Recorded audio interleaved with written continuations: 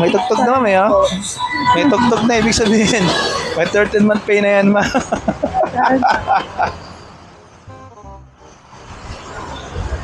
Naka, ano na ba yun, ma'am? Naka-budget na ba yun? Naka-plano na kung saan gagamitin?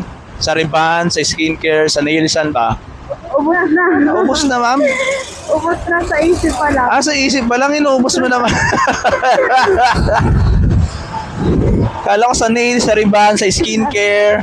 Diba? Dapat doon nakaplano pagkabahay, diba? Hindi naman. Arigo, sorry na, malubak, ma'am.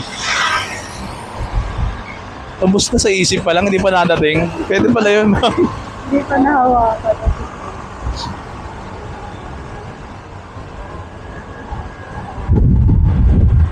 Mga sa tansya mo, ma'am, mga magkano yun, ma'am? Kasi gano'n lang ako nag-start, 80.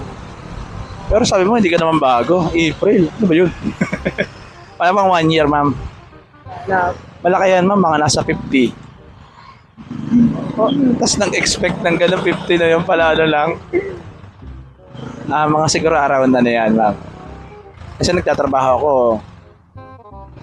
Siguro mga around... Tumakas sa sahod, di ba? Opo. Mga nasa 7 to 8. Mga ganun. Di ba? 2.5 sa Riban. Magkano na lang? Sabi mo na yung nails. Magkano ba yung nails? Mura lang ba yun, ma'am? 1K. 1K yung nails. Diba? Tapos syempre mag-Starbucks ka pa noon. Diba? Syempre 30 man tayo, enjoyin mo yan eh. Social time.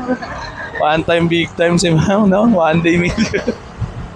Tapos syempre, hindi lang SB, blueberry cheesecake ka pa, ma'am, di ba?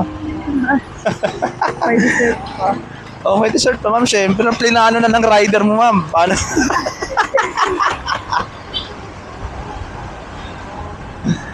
Pala desisyon. Okay nga yung ngayong panahon, ma'am. Makulimlim lang. Huwag lang uulan, ma'am. Kaya, Para hindi masira yung ano, ma'am, yung outfit check.